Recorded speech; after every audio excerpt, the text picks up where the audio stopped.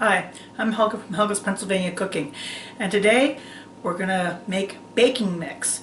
This is a copycat recipe basically for Bisquick.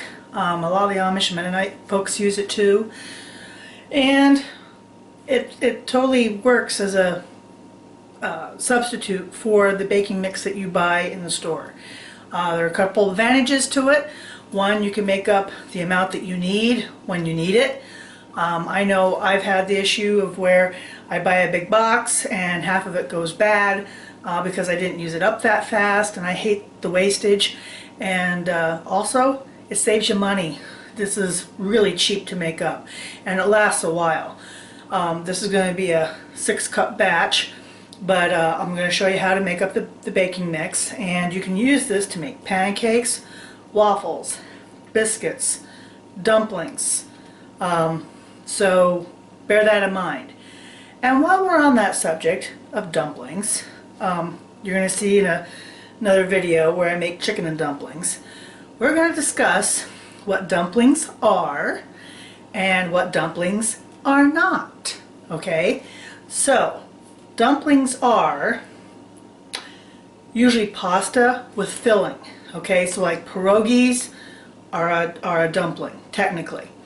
Technically, ravioli, tortellini, those are actually dumplings. Your Asian dumplings that have a filling are a dumpling, okay?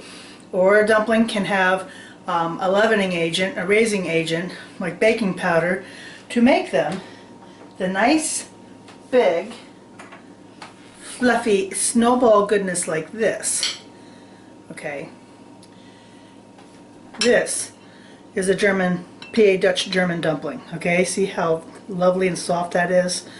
And these are just to die for. We do this with pork and sauerkraut, chicken and dumplings. Alright, so this is what dumplings are. Like I said, and what those other things are, what dumplings are not. And my southern friends, I love you all to death, and bless your hearts, but darlings, a noodle is not a dumpling. You come north to PA Dutch country where it's German, Polish, and Italian folks, and you try to pass off a flat noodle as a dumpling, it's not going to go well for you. So, and I had to laugh. I actually have a couple friends down in Texas, and when they saw me make this stuff before, they go, "What's that?" And I said, "Dumplings." "That doesn't look like our dumplings." And they took a picture. I said, "Well, that's because your dumplings are just noodles. They're just wide noodles. That doesn't even qualify as pot pie here, because our pot pie it's a pasta dough basically, but it's thicker and more doughy."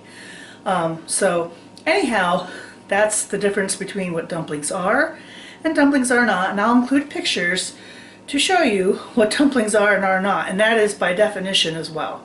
So it's just one of those regional things. You know, it's like the whole chicken and waffle deal, and, you know, pot pie, meat pie. You know, I'm just saying, you come north, that's what you're going to get.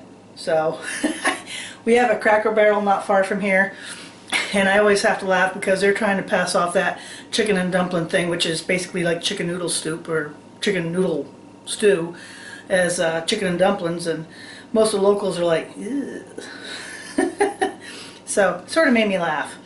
But anyway, that is the difference between here and down south. And I love these. If you've never had the good fluffy dumplings, oh my god, they're so good. They're just a really good home comfort food, and they're easy to make. So this baking mix will make all those, and I will include down in my description down below how to make each of those things with the baking mix that we make today. So let's get to her. Makeup is pretty simple. It's 6 cups all-purpose flour, 3 tablespoons baking powder, 2 tablespoons powdered sugar, 1½ teaspoons table salt, 3/4 teaspoon baking soda, and 9 tablespoons of canola oil. So I have my flour already measured out.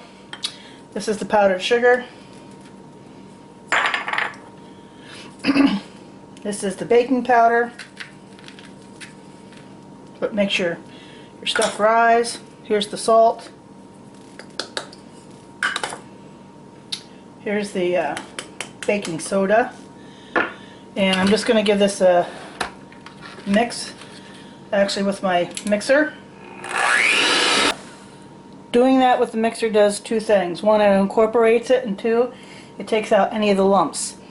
The oil, adding the oil agent, helps preserve it, and it also keeps it from being dusty. Now I'm just going to start adding my oil in.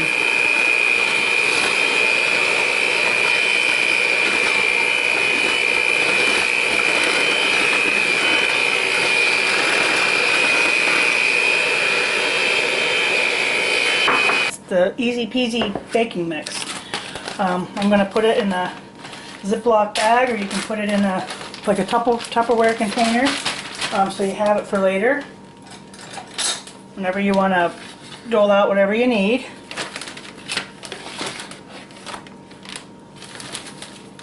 I also date the bag so that you know when you made it.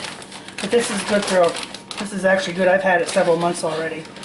And this is really nice because like when I'm up at the camper and I need baking mix, I always keep all the staples up there. I always have all these things in the pantry, and I can just whip up whatever, however much I need.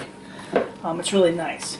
But this is good for a couple batches. Normally, like pancakes and stuff, take 1 to 2 cups depending on the size of the batch, and so this will serve you pretty well.